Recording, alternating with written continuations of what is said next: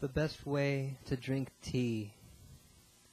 A young woman was filling old mason jars with tea leaves and hot water, intending to drink her tea in Central Park that afternoon. From time to time, young people set out to do a thing without regard for possibility. For instance, glass is a poor insulator. Free-floating tea leaves do not make for good tea, and should a jar fall from one's hand onto a concrete path in Central Park, it would shatter into thousands of hazards for barefooted walkers. During her walk, the young woman sees how the tea leaves approach one another and how they do not, in step with the chaos of simply walking. Meditating on the leaves in proximity, the addition of a filter, and running her thumb over the raised ornamentation of the jar, her toe is caught in uneven concrete. A passerby offers a bandage and is refused. Afforded time for practical reflection by the return trip to her apartment, she will reconsider the bandage.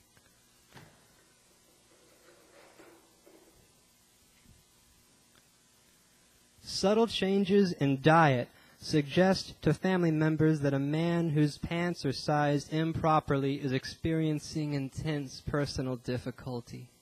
Inexorably announcing that speaking has grown wearisome, he retires to Hindu asceticism, neither eating, drinking, nor producing very much urine. He passes time by sitting in the sun and going barefoot over hills. The mystic comes to know that reality is the sky demon, the wild pink thumb-sucking swallow combusting everything. The public finds this difficult to accept. Stanford University subjects the raving man to an extended period of observation in captivity to determine whether he was truthful about not eating and how much urine he produced. Discovering that small amounts of urine manifest and are simply reabsorbed into his physiology, the media is captivated and loses interest in protein folding.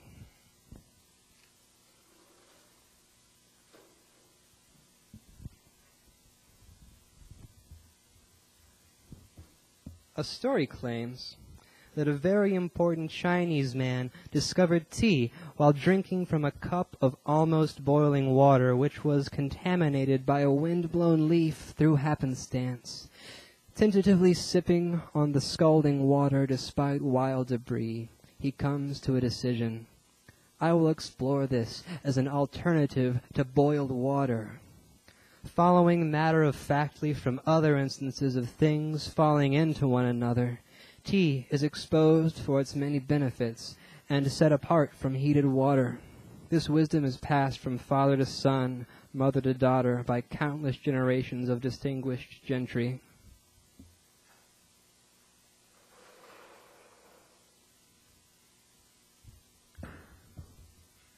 A routine physical discovers that an otherwise healthy man has scorpion venom for blood.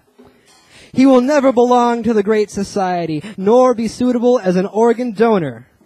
His wife will worry for the children and taunting schoolyard hoodlums. Will she be at ease in the garden club? Casting aside other concerns, the patient asks, "What are my chances, doctor?" "You seem in high spirits," offers he. "This is a moment in a small week. Wednesday was full of pitfalls, subjugation, and subordinate clauses. Friday, meat. Will this affect my sex life?"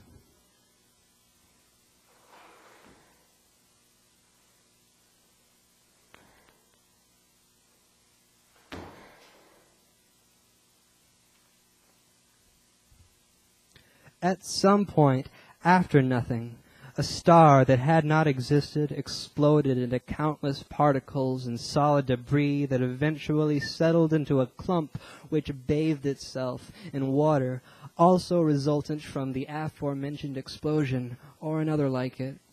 Piteous amoebae, lazing for eons in the water, eventually sprout legs and silly ideas.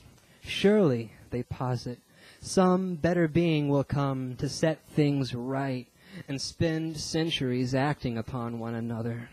By cosmic reckoning, he appeared rather recently to do away with sin, culture, and narrative, correcting things, No one seems to notice. Perhaps he was misnamed. My tea tastes overwhelmingly of soil, the froth of the liquid jade. Agricultural deities were the first to utilize the restorative properties of the leaf, imbibing to rid the body of poisons that were dietary staples. Centuries later, 43 centuries, leaves were dried and crumpled, later still stuffed into tiny bags.